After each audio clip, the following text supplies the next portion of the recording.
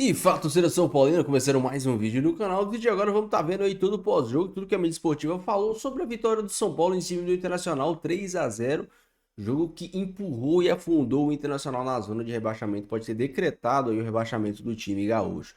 Mas o São Paulo também fez um bom jogo, mas a gente vai discutir muito sobre isso. Antes de mais nada, já sabe, deixa aí embaixo, deixa seu like, se inscreva no canal, ative o sininho de notificações. Tem vídeo no canal todos os dias para vocês curtirem aqui. Então, vamos assistir o vídeo junto aí no final, tu sabe, eu volto, a gente fala muito desse bom jogo do São Paulo, esse bom resultado do São Paulo que ainda sonha com vaga direta na Libertadores, pré-Libertadores.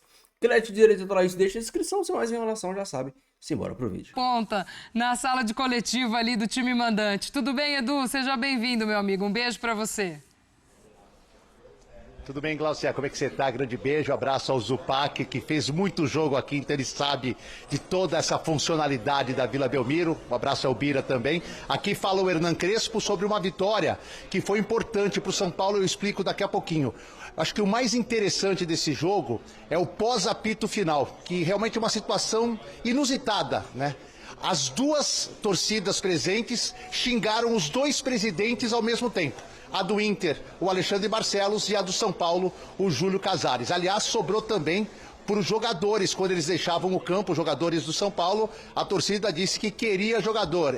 Queremos jogador, foi um dos gritos da torcida do São Paulo após o término do jogo. Então, assim, para os torcedores não teve vitorioso nem derrotado, mesmo que um aspire a pré-Libertadores e o outro esteja assediando a Série B. Os dois presidentes não foram poupados pelos torcedores que compareceram aqui à Vila Belmiro ao término da partida.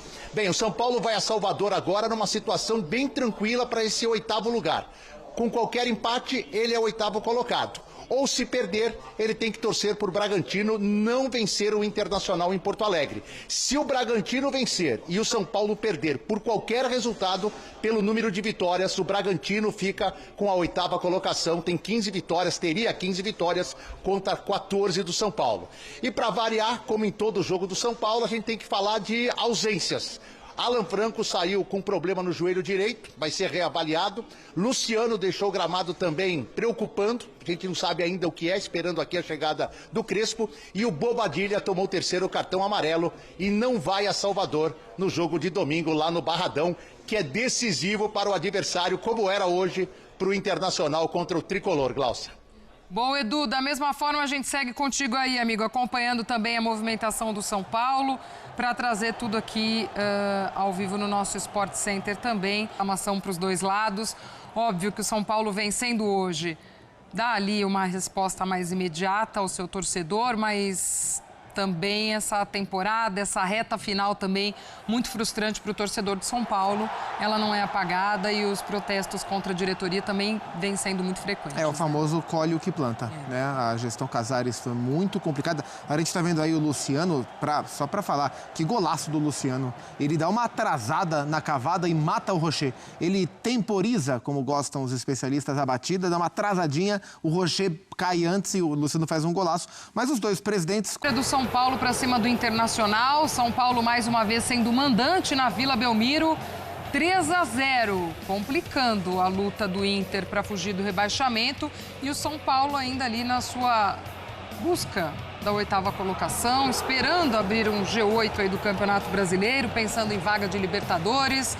Enfim, Gustavo Zupac, seja muito bem-vindo, amigo, ao nosso Sport Center.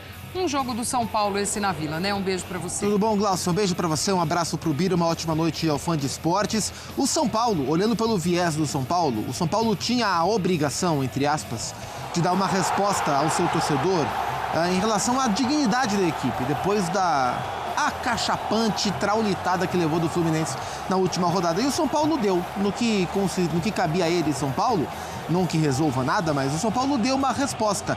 Agora, essas vitórias largas sobre o Internacional, São Paulo teve hoje, o Vasco teve recentemente, talvez elas digam mais sobre o Inter do que propriamente sobre quem venceu.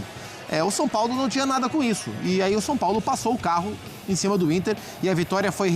A largura do placar foi realmente proporcional ao que se viu em campo. São Paulo sobrou contra o Inter. O Inter foi mais uma vez uma sombra de time. Então, para o São Paulo, foi uma mínima resposta a um torcedor envergonhado, um passo importante para a possível oitava vaga da Libertadores. E para o Internacional, mais um passo rumo à Série B.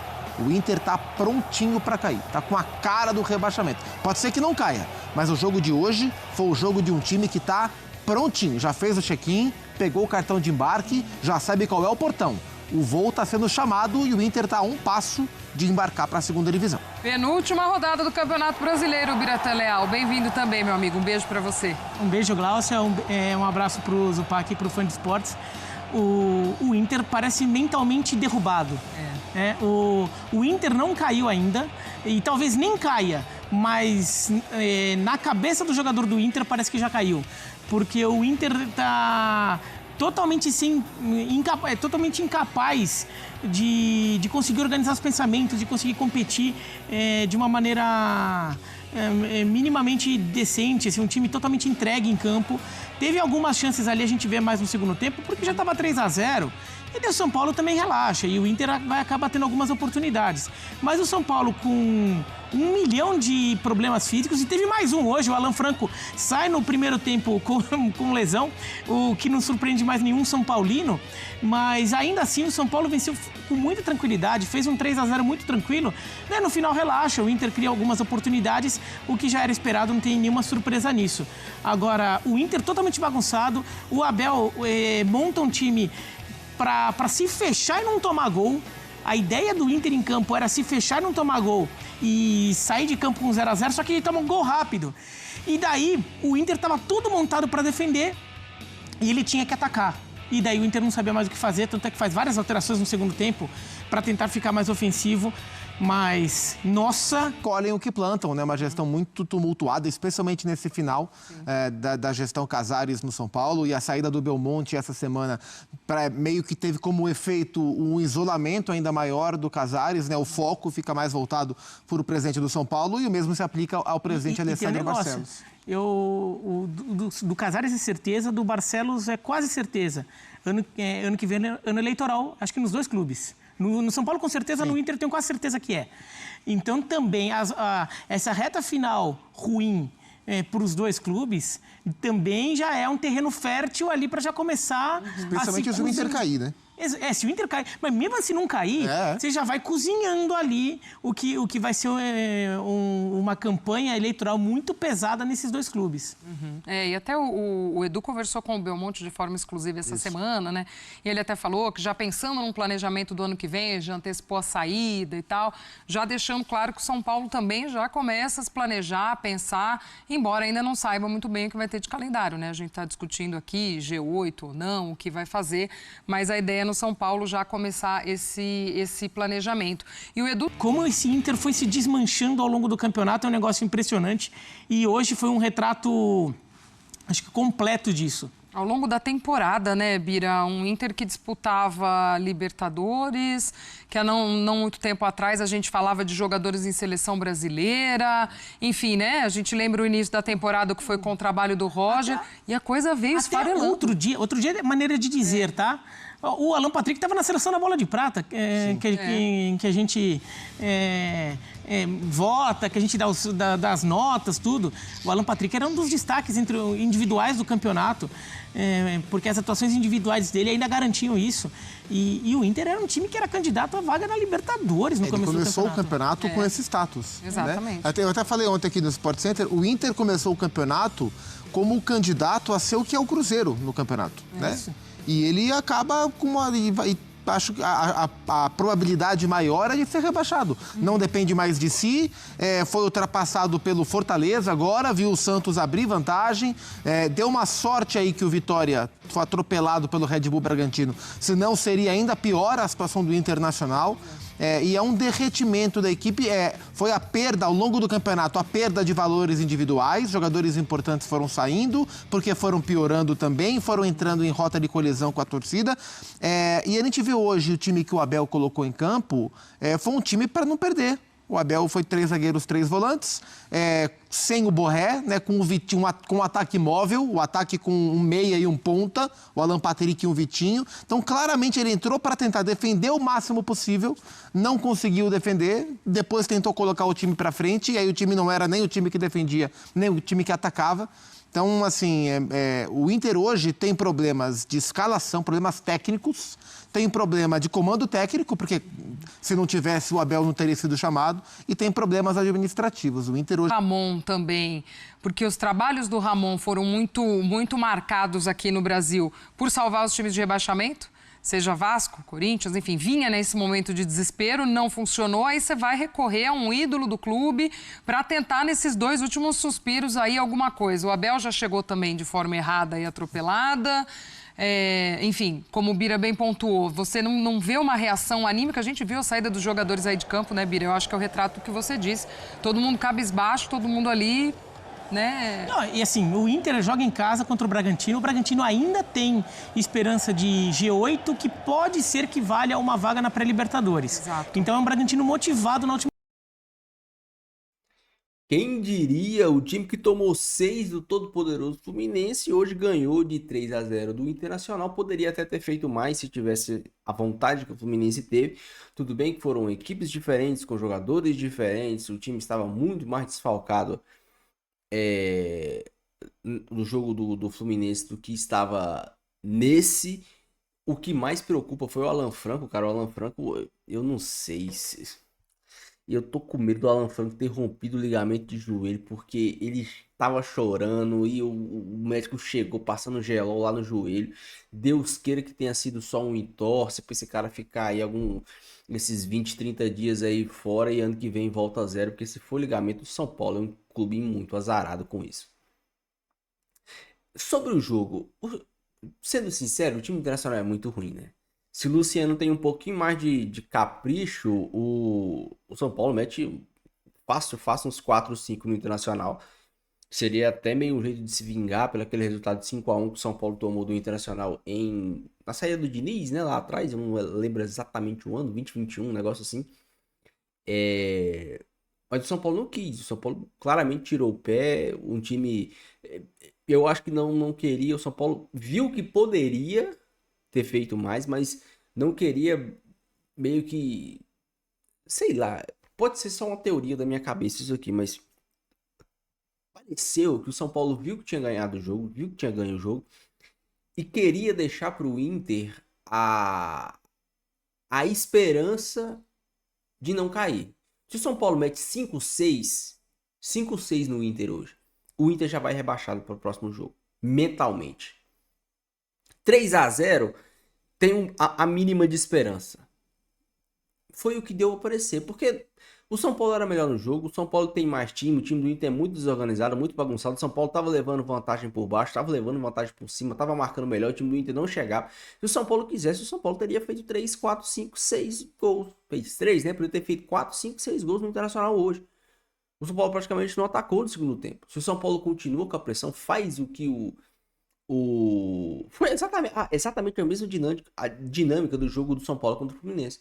Se o São Paulo continua colocando pressão, se o São Paulo continua pressionando o Internacional, o Inter começou a sair como o São Paulo saiu lá no Aracanã, o São Paulo mete 5 gols fácil no Internacional.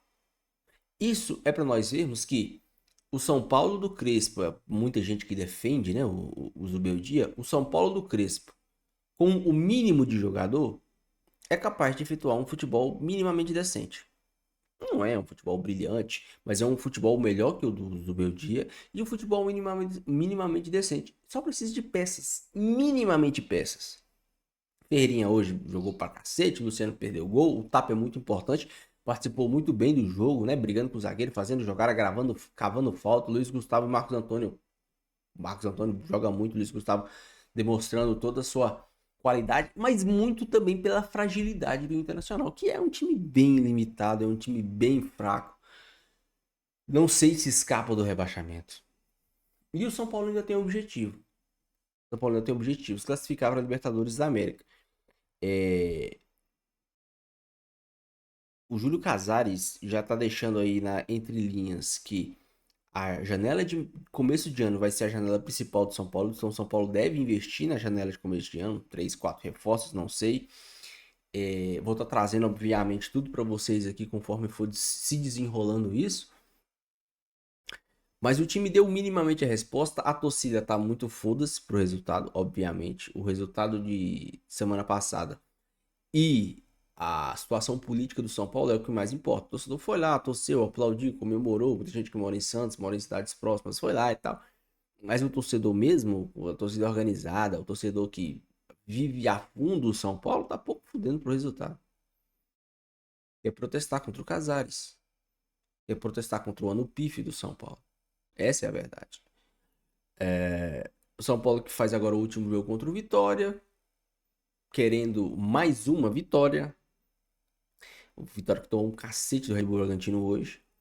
O São Paulo ainda sonhando. O São Paulo, além de fazer a sua parte, precisa que Fluminense ou Cruzeiro, se eu não me engano, Fluminense e Cruzeiro sejam campeões da Copa do Brasil. Se nenhum dos dois forem, o São Paulo vai para a Sul-Americana, que, ao meu ver, é o campeonato que o São Paulo mais tem chance de ganhar. O São Paulo, para mim, não ganha a Copa Libertadores no ano que vem.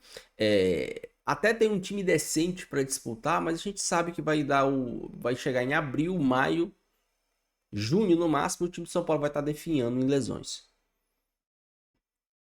É um problema crônico do São Paulo, lesões. Se o São Paulo tivesse minimamente um time que conseguisse aguentar a temporada, o São Paulo poderia brigar pela Libertadores. Eu acho que o time do São Paulo, com Caleri, com Marcos Antônio, com Bobadilha, com o Lucas, com o André Silva, com o Rian Francisco, com o Oscar, com os reforços, o time do São Paulo, com todo mundo bem, é um bom time. É um time que consegue fazer frente com qualquer clube do Brasil. Time, 11, 12 no máximo. Elenco não. São Paulo briga por Copas. São Paulo não briga por Campeonato Brasileiro. Mas do jeito que o São Paulo tá, a gente sabe que vai chegar a maio, junho, o time do São Paulo vai estar com 5 lesões. Vai chegar a julho, o São Paulo vai ter 8 lesionados. Pra mim não é novidade. Pra você também, tenho certeza que não. Deixa a sua opinião, deixe seu comentário, não esqueça de deixar o seu like, se inscrever no canal se você não for inscrito. Fique com Deus, até o próximo vídeo. E valeu.